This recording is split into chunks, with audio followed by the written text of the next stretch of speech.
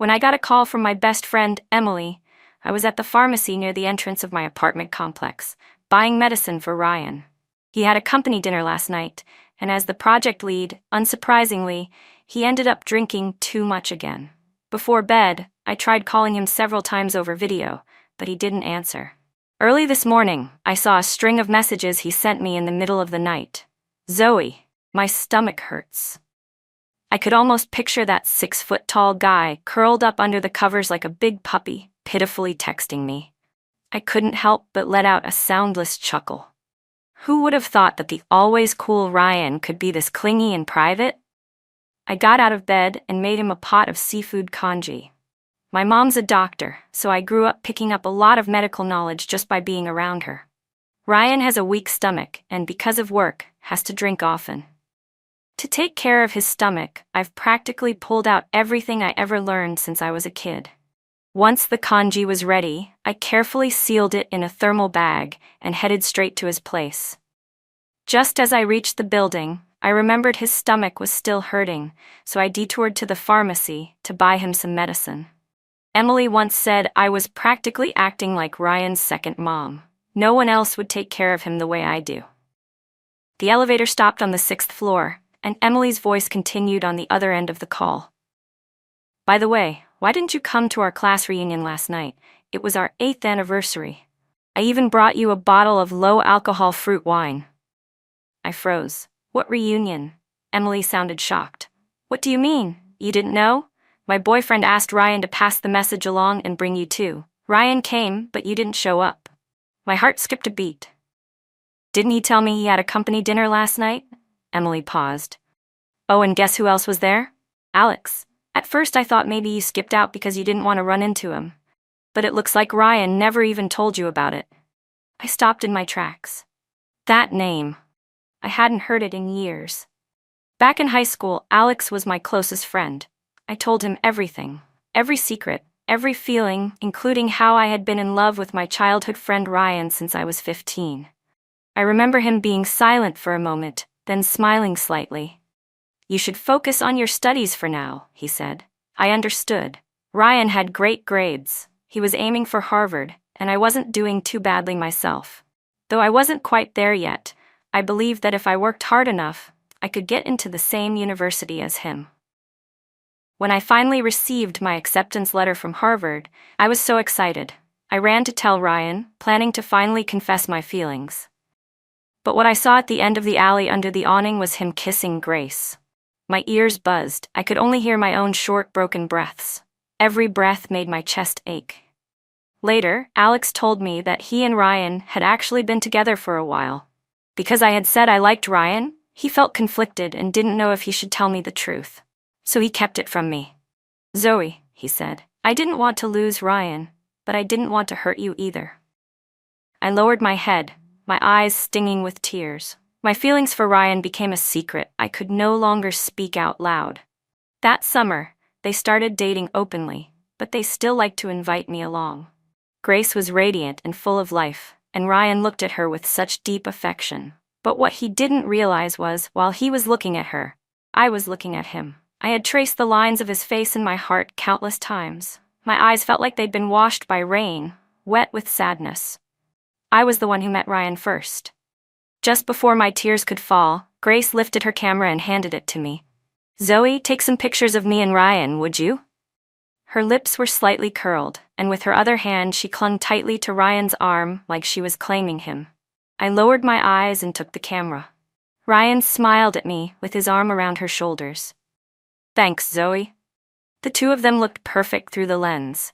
His smile was bright and carefree. He really did like Grace. And in that moment, as I pressed the shutter, I stepped out of the love triangle for good. As time passed, I gradually drifted away from both of them. Later, Ryan and I got into Harvard, while Grace went far away to the University of California, San Diego. Before she left, she smiled and told Ryan to take good care of me, saying she'd come back to visit us when she could. But I didn't think much of it. I simply kept a polite but distant relationship with Ryan. Then 4 years later, Grace didn't keep her promise to return. When she broke up with Ryan over the phone, I was right on the other side of the wall and heard every word. Ryan, usually so calm and composed, was uncharacteristically emotional, pressing her with questions. But all she did was let out a light laugh and said, "Ryan, don't be childish. No one can stay by your side forever." She paused for a moment, then added, "If anyone would, it could only be Zoe. Maybe you two should give it a try." Of course, I never got together with Ryan, but seeing how he grew thinner and more worn down each day, I couldn't help but feel bad. Every morning, I dragged him out to run or hike, exhausting every bit of his energy. Then we'd have a big meal, go home, take a shower, and collapse into sleep. After 2 months, his skin had tanned a bit, but the light in his eyes had returned. From that point on, we returned to the kind of close and familiar relationship we'd had for over a decade. Ryan never mentioned Grace's name again, and I never brought her up either. It had already been 3 years since that name last surfaced in my life. Now, hearing Emily mention her again out of the blue, I couldn't help but feel like something important was quietly slipping away from me. I stayed silent for a long while, and Emily's voice grew anxious. "Zoe, are you listening?" I didn't respond. My steps slowed as I leaned gently against the door to Ryan's apartment. Inside, I could hear him talking with someone else. "Come on, Ryan, stop overthinking it. Zoe's amazing. She's been by your side for so many years. Everyone can see how much she likes you. Don't mess things up just because Grace is back." I instinctively held my breath. The person speaking was our old classmate, Daniel, the same guy Emily always called her man. He was also one of the few who knew the full story between me, Ryan, and Grace. Ryan's voice sounded hoarse, probably from drinking too much last night. He always forgot to cover himself with a blanket when he drank, and the next morning he'd wake up with a runny nose and a sore throat. Just like now, his hoarse tone carried a hint of exhaustion. "I know Zoe's great," he said. "But when someone throws themselves at you, it always feels like something's missing. It just doesn't compare to the satisfaction of pursuing someone yourself." A chill slowly crept into my chest. My hands and feet began to tremble, my palms slick with sweat. It felt like I'd just been punched. My mind went blank. I never thought Ryan would say something like that about me. I looked down at the medicine and the warm, fragrant seafood congee I was holding. I couldn't help but let out a bitter laugh. One text about a stomachache, and I got up early to make porridge and buy medicine. If that's not throwing myself at him, then what is? Ryan wasn't wrong after all. I slowly backed away from the door, turned around, and pressed the elevator button to go downstairs. As I passed by the trash bin at the bottom of the building, I didn't hesitate to throw the medicine away. When I got home, I started cleaning out everything in my apartment that was related to Ryan. The stuffed animals he gave me, the anime figures we bought together at conventions, the birthday presents he gave me over the years, and countless photos. I gathered them all up to throw out. To say goodbye to the past, I had to first clear out the memories. I never expected Grace to reach out to me on her own. Since I didn't go to the reunion last night, she said she was disappointed. So today, she offered to treat a few of our classmates in town to another small gathering. I was about to politely decline when she cut me off. "Zoe, it's been so many years already. You're not still mad at me, are you?" Mad at her? For stealing the guy I liked? But that's not something she could have done alone. In the end, it all came down to one simple truth. Ryan didn't love me. No one was really at fault. I pressed my lips together, and in the end, agreed to go. Grace had chosen a place on the outskirts of the city, known for its beautiful scenery. The setting was quiet and serene. When I arrived, Ryan was talking with Daniel and Emily. As soon as he saw me, Ryan stood up and instinctively moved toward me to take my coat and bag, but I subtly stepped away. "It's okay, I'll put it down myself." He froze for a moment, his right hand awkwardly suspended in the air. I ignored him. After setting down my things, I sat on Emily's right side. On her left was Daniel, and next to him was Ryan. Normally, whenever we ate together, I would always sit beside Ryan. He frowned, his eyes scanning me with a look of puzzled inquiry. Emily noticed something too and leaned over to whisper, "Zoe, what's going on?" I gave her a faint smile and said, "Nothing, I just suddenly figured things out." I used to think that liking Ryan was my own business, something that belonged to me alone. That's why, even 8 years ago, when I saw him kissing Grace, I wasn't all that devastated. I believed I could still give him my genuine blessing. Later, after they broke up, I came back to his side again to keep him company, encourage him, care for him, love him, and give to him. It had all become a habit. But what I had ignored was that maybe my habit had become a burden to Ryan. He called it throwing myself at him. And suddenly, it felt like my 10 years of affection had become a joke. A valley that never echoes isn't worth leaping into. Rather than continuing to offer up my feelings just to have them trampled, I might as well take them back and give them to someone who actually needs them. Grace showed up late as usual. Her beauty hadn't changed. If anything, the passing years had added a graceful maturity to her presence. She wore a modernized cheongsam-style dress, her hair loosely pinned up with a decorative hair stick. Her every move was more relaxed than I remembered. The moment she saw me, she pointed at my t-shirt and jeans and shook her head. "All these years, and you're still dressing like a high schooler, Zoe." I smiled back and made small talk. "Thanks for saying I still look young." She gave a vague shrug and turned lightly, taking the seat next to Ryan. With practiced ease, she called the waiter to bring out some wine. Ryan stopped her gently. "Don't drink anymore. Doesn't your stomach hurt when you drink? I'll have to go buy medicine for you again." There was a hint of reproach in his words, but his tone was soft, filled with a kind of tenderness I didn't recognize. My chest tightened. Ryan also got stomachaches from drinking, but when it happened, he would just text me, "Zoe, my stomach hurts," and I would bring him warm congee and medicine without being asked. But now, for Grace's stomach, he suddenly knew how to buy the medicine himself.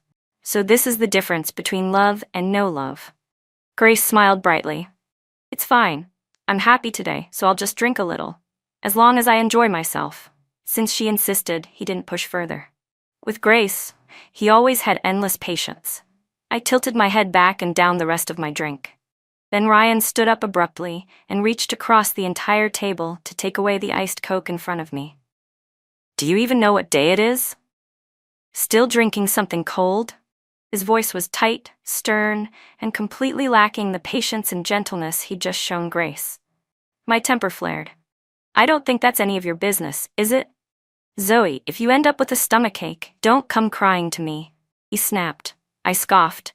"Don't worry, I won't." At that moment, Ryan finally seemed to notice something was wrong. He was just about to speak when Grace pulled something out of her bag and set it on the table in front of him. "Oh, I almost forgot your watch. You left it at my place last night." Then she scolded him playfully. "Honestly, how many years has it been? You're still so careless." The entire table fell silent. Ryan looked at me, and in his eyes, I saw a flicker of panic. "Zoe, last night, Zoe, don't get the wrong idea. I drank too much at the class reunion, and Ryan was just worried about me, so he took me back to the hotel. The watch, it must have accidentally been left in my room. Please don't overthink it."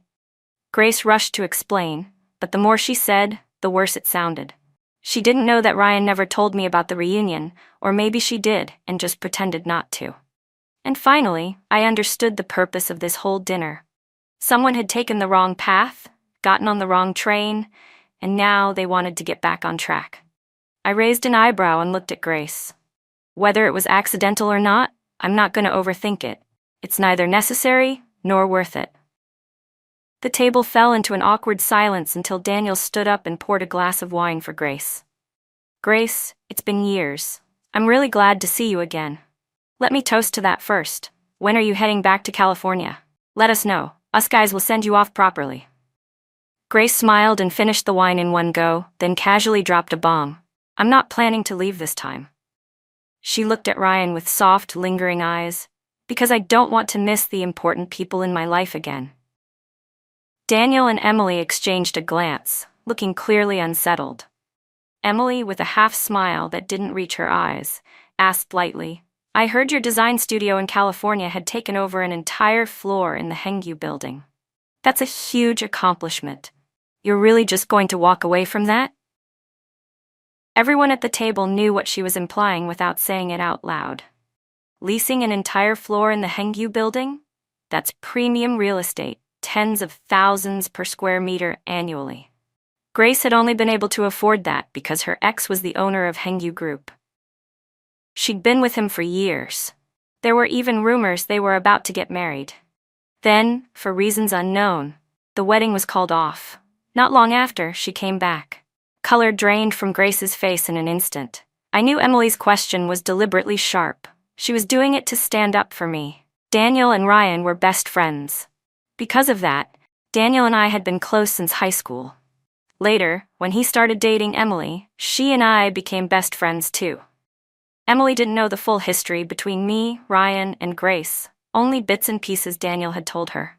But she had always carried a fierce resentment toward Grace for stealing Ryan and then dumping him. Grace's lips trembled as she bit down hard on her lower lip, her face turning visibly strained. Ryan slammed his chopsticks on the table. Is anyone actually gonna eat, or what? His expression turned cold. Brows furrowed. Even the way he looked at Emily showed irritation. But Emily wasn't fazed at all. She calmly picked up some food and smiled coolly. Well, I wasn't the one who started saying things that ruined the appetite, was I? Then she wrapped an arm around my shoulders. I'm the type who can't stand seeing my best friend upset. So if my girl's not happy, don't blame me for making things uncomfortable. Ryan's cold gaze turned toward me. Zoe, is your heart really that small? Did I say I was going to get back together with Grace? Emily rolled her eyes. Who knows? Your judgment's never been that great. Finally, tears began to fall from Grace's eyes. She stood up, head down, her tears pattering audibly onto the table. I'm sorry, I shouldn't have come back. I'm gonna go. She staggered slightly as she turned to leave. Ryan's face went completely cold. He stood, grabbed his coat, and before walking out after her, he looked at me and said just one sentence. Zoe, you've really disappointed me. When I got home, I began gathering every last thing related to Ryan from the doorway, placing them one by one into a trash bag. When I threw out the last bag downstairs, I let out a long breath. Turns out, giving up on someone you've loved for so long isn't as hard as I thought. I went back upstairs, changed clothes, and took a shower. My whole body felt lighter, like a burden had finally been lifted.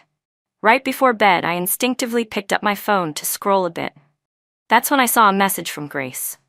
It was a photo, Ryan, in a hotel bathrobe, his hair still damp, sitting on the balcony. His eyes were vacant, lost in thought. The right person, no matter how many circles they've gone in, will always find their way back, she wrote. Zoe, you lost again. My heart stung for just a second, then it let go. Maybe this is what people call fate. Until today, I had always believed that Ryan and I would end up together eventually. After all these years, there hadn't been a single other woman close to him. On my birthdays, he was always the first to wish me at midnight. During my period, he remembered the dates more accurately than I did, constantly reminding me not to eat cold food. In our senior year of college, he even tore up a love letter from a younger guy who had a crush on me, clearly annoyed. Later, after we both started working, I rented an apartment close to the company to make commuting easier. When Ryan found out, he rented a place in the same complex. Even Daniel joked, if I'm not mistaken, doesn't your company provide housing for employees at your level? What are you doing moving into Zoe's neighborhood? What's your angle? Ryan just smiled. He didn't explain, and in my heart I was nervous, but he showed no sign of unease. Back then, I didn't understand that not answering was already an answer in itself. I thought if I waited long enough, he'd be moved. It wasn't until much later that I realized, someone who truly cares about you will always make the first move. I opened my contacts, blocked both Ryan and Grace, and told myself, call it petty if you want. I just didn't want to keep hurting myself anymore. Whether in friendship or in love, moving forward with unresolved regret is a skill you have to learn. And I believe I'll learn it well. The next day, when I arrived at work, I opened the internal LV system and submitted my resignation. 2 minutes later, the phone on my desk rang. Ryan's voice came through, cold and clipped. Zoe, come to my office, right now. I let out a long sigh and stood up. At work, Ryan was my direct supervisor. 3 years ago after graduation, he had chosen to join this large multinational corporation. He told me then, Zoe, my team really needs people. Come work with me. So I gave up the idea of grad school and followed him here without hesitation. For years, my whole career had revolved around him. Maybe it really was time to move on. But what I didn't expect was for Ryan to lose his temper. Zoe, can you stop being so childish? You're quitting just because of a little drama? Grace is still our classmate. What happened yesterday? Don't you think you all went too far? I nodded. Yeah, it was too far. Way too far. That's exactly why I don't feel right working under you anymore. So please approve the resignation. I need to start handing things over. Ryan pressed his fingers to his temples. Zoe, that's not what I meant. Just take it as me saying something stupid yesterday. Withdraw the application. I'll pretend I never saw it. I smiled. Ryan, I'm not trying to play hard to get. I really do want to resign. You know, I've always wanted to go to grad school. I just feel like now is finally the right time. He let out a short, mocking laugh. You've been working for 3 years, and now you're suddenly telling me you want to go back to school? He stared at me, his face tinged with disdain. And in that moment, I realized, somewhere in the last 3 years, we stopped speaking the same language. He stood there, in a perfectly tailored suit, a luxury watch on his wrist. Every movement he made carried the arrogance and subtle pressure of someone in power. I looked down at my plain cotton polo shirt and thought of what Grace had said last night. Different circles don't have to blend. Mr. Ryan, I said calmly, I never believed there's a right age for learning. You know that saying, the best time to plant a tree was 10 years ago. The second best time is now. I'm only 25. My future still holds infinite possibilities. This place might not be the best option after all, don't you think? Ryan narrowed his eyes slightly as he stared at me. Zoe, so you're really set on leaving? I nodded and tapped the desktop in front of him. Please approve and sign. I need to move forward with the rest of the process. Ryan slowly released the fists he'd been clenching. He gave me a cold glance, his voice emotionless. Zoe, don't regret this. As the approval notification buzzed on my phone, I let out a quiet breath. Thank you, Mr. Ryan. He slammed the mouse down on his desk. Get out. After that, I spent my days at home in total peace. I slept in, ate leisurely meals, cleaned my apartment, and spent hours reading. I hadn't lied to Ryan. I really was preparing for grad school. 3 years ago, I gave up on it for him. My advisor back then was genuinely disappointed. Now everything was simply getting back on track. After lunch each day, I would go to the Harvard Library to study. Grad school prep was, in truth, incredibly tedious. But Harvard had the biggest library in the city, and it was always filled with students preparing for civil service exams or grad school, an environment that made it easier to focus and stay motivated. That is, if not for the distractingly handsome guy sitting directly across from me. It had been 3 days in a row. That same guy always sat in front of me, and a circle of blushing girls surrounded him, sneaking glances and whispering about him. Today, I arrived later than usual and couldn't even find a seat. As I was scanning the room for an empty spot, the guy closed his book and said, I'm heading out. You can take my seat. His long, pale fingers tapped the chair in front of him. I looked up. He was in a tracksuit, headphones hanging around his neck, glasses perched on his sharp nose. When he lifted his deep-set eyes to glance at me, I nodded in slight gratitude. His features were striking, strong brows, defined nose, crimson lips, a face that looked like it had been drawn with a sword. He picked up his messenger bag, and his toned, lean arm brushed past my shoulder as he left. My cheeks warmed instantly, and I quickly sat down, covering my face with my hand. Not long after he left, the girls who had been hanging around slowly dispersed. That's when I noticed he'd left behind the book he'd been reading. It was a love letter from Junichi Yanagi. A slip of paper was sticking out from one of the pages. I curiously opened it. Inside was a bookmark, and on it was a handwritten note. Hi, my name is Jessie Jiang, senior at Harvard. Sorry if this is intrusive, but I've wanted to get to know you for a long time. If you're open to it, I'd love to be friends. There's a window seat at the cafe on the east side of the library's first floor. The view's really nice. Would you come take a look? I closed the book slowly, thoughtful. Jesse was the kind of person who noticed everything. When I was with him, I barely had to worry about anything. If we went out, he'd already have plans and routes figured out. He always remembered what I liked to eat. When we walked together, he'd stay half a step behind, just close enough for me to turn my head and see him listening carefully to whatever I was saying. Unlike being with Ryan, where I always had to chase after his pace, He'd storm ahead like he had somewhere to be, never noticing how far behind I was. Jesse was the complete opposite. He was 3 years younger than me, yet incredibly thoughtful. Even though he didn't have morning classes on Thursdays, he still got up early every week, crossing half the city just to bring me breakfast. I'd once casually mentioned I missed spicy beef soup, stir-fried rice noodles, and crab soup dumplings. Jesse brought me all kinds of breakfast: savory pancakes, rice noodle rolls, bamboo leaf sticky rice dumplings, never repeating the same thing twice. I ate his breakfasts for 3 straight months. Every time I tried to transfer him money, it was refunded.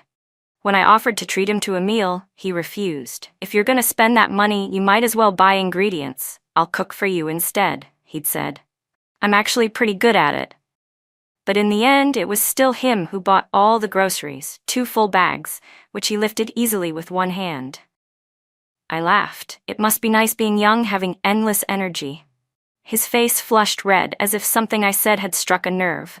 He didn't respond, just kept walking beside me with a flustered look. We were still joking around and chatting as we entered my apartment complex, when we ran right into Ryan and Grace, who were walking out of their building. They were side by side, looking every bit like the perfect couple.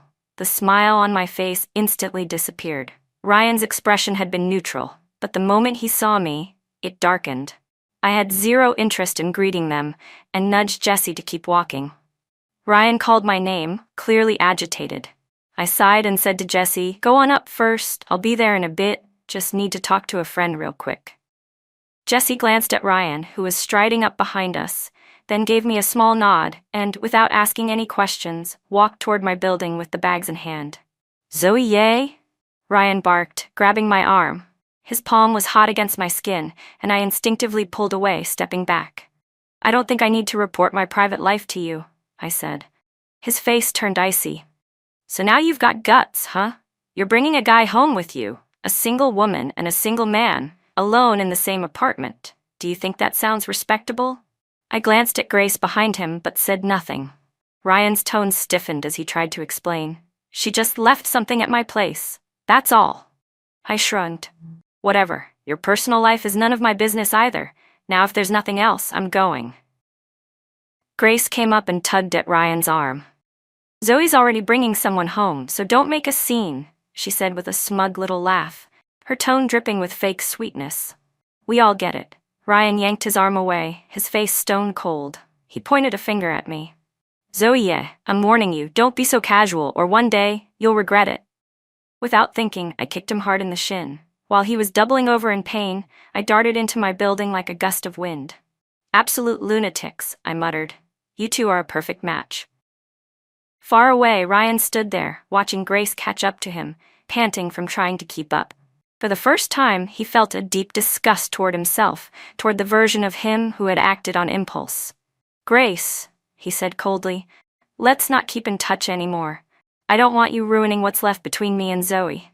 He gave her a sharp look. "Go back to California and keep your mouth shut." The elevator opened. Meanwhile, Jesse was leaning against the wall by my front door, his eyebrows tightly furrowed. When he heard the elevator ding, he looked up sharply, and the moment he saw me, his face softened. His Adam's apple moved slightly as he swallowed. "I thought maybe you weren't coming back. I was already full of pent-up frustration.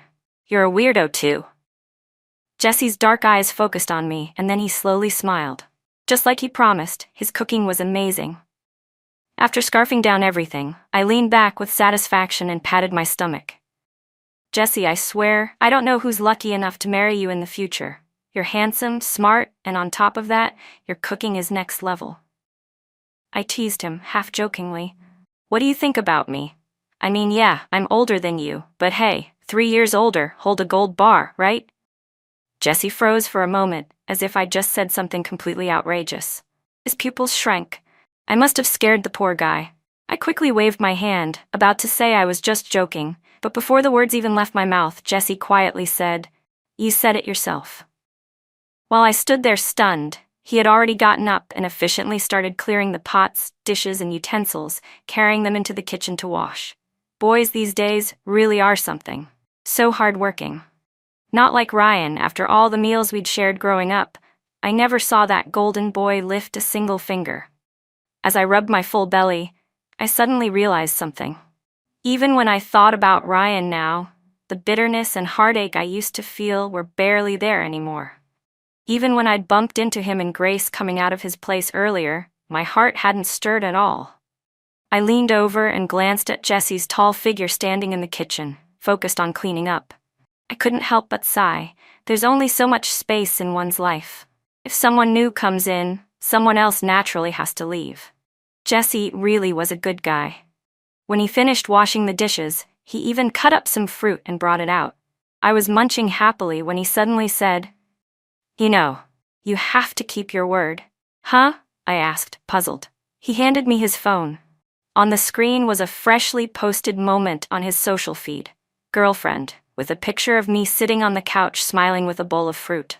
In just a few minutes, the post had already been flooded with likes and comments. People from his school really were so direct and bold in their affection. For the first time, I felt like I could understand what it meant to be loved out loud. I picked up my phone, took a photo of Jesse's side profile, and posted it with a single word: boyfriend. Not long after I posted, Emily called me. "Damn girl, where'd you find this perfect younger guy?" Her voice was shrill and excited, so I held the phone a little farther from my ear. Jesse realized I was talking to a friend and stood up, preparing to leave. "I'll head out now. Lock up and get some rest, okay?" I covered the mic and said goodbye to him quietly. On the other end, Emily exaggerated, "Zoe, is your boy toy still there? It's getting late. I won't bother you two. Have fun." I hung up quickly, cheeks burning. Jesse laughed, clearly amused, then reached out and ruffled my hair before giving me a gentle hug. "Bye, girlfriend," he said. After he left, my phone rang again. It was Emily calling back. "You hung up on me? Zoe? You couldn't wait, huh?" she teased. "You better take it slow. Don't scare the poor guy off." Her voice was loud on purpose, like she wanted someone next to her to hear. I lowered my voice and asked, "What are you playing at now?" "Guess," she replied, her voice bright with mischief. And then I understood. Ryan was right there next to her. Emily laughed freely on the other end. "Zoe, there's this idiot here trying to drink himself into a coma. Want to come see him with your new man?" By the time I got to the bar, Ryan was already so drunk he could barely stay upright. Yet he was still downing shot after shot like he was possessed. "How much has he had?" I asked. Emily rolled her eyes. "Don't look at us. He insisted on drinking like this. Daniel tried to stop him, but no use." Daniel was sweating bullets. "Zoe, I'm really sorry to drag you out so late. Ryan's had way too much. He kept calling your name. We couldn't stop him." At the sound of my name, Ryan raised his head from the mountain of empty bottles. His dazed, bloodshot eyes landed on me. "Zoe." I didn't move. Ryan struggled to push off the couch, dragging himself over and grabbing my wrist. "Why did you block me?" he asked. He suddenly pulled hard, and I stumbled back into the couch. His grip on my wrist tightened. In his reddened eyes, pain flashed for just a second. "Emily said you're dating someone," he muttered. I didn't believe it. Then she said you posted it on your feed. I checked, and saw you blocked me. He stared at me, voice hoarse, breath warm against my neck. "Zoe, that guy from this afternoon? Is it him?" If he had reached out to me just once in the past few months, he could have known. But he never did. Of course not. Ryan Sullivan would never lower himself to reach out to someone like me, not even once. Just like all those years, no matter how small our disagreements were, I was always the one to make the first move to fix things. I'd humbled myself to the ground, and he had the nerve to call it throwing myself at him. People who trample on genuine feelings don't deserve to receive them again. Yes, it's him. We just made it official today. "I'll introduce you next time," I said calmly. Ryan let out a low, mocking laugh with his eyes still closed. "Zoe, lying has never been your strong suit. Official today? What a coincidence. You think I won't see right through this attempt to provoke me?" I looked at him steadily. It really is just a coincidence. He's still a student. He has class tomorrow. That's why he didn't come with me tonight. I'm busy, Ryan. I don't have time to play childish games just to get a rise out of you. A shadow passed through his eyes. "Zoe Yee, I'm not stupid. You've liked me for so many years, I felt it.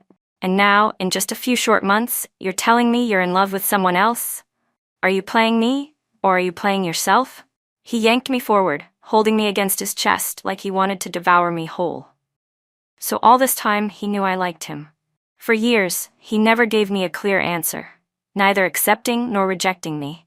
He just let me care for him, let me hover in that gray area between friends and lovers, let me lie awake at night, wondering what he really felt. But love, real love, can't be hidden. If it's not there, you can feel that too. I couldn't believe I didn't understand that sooner. Ryan, I get tired too. I want to be cared for. I want to be someone's priority. I want someone who truly cherishes what I feel. He scoffed. So what? You're just grabbing onto the next thing you can find to feel secure? You don't really like him, do you? At the thought of Jesse, a warmth bloomed in my chest. No, I do like him.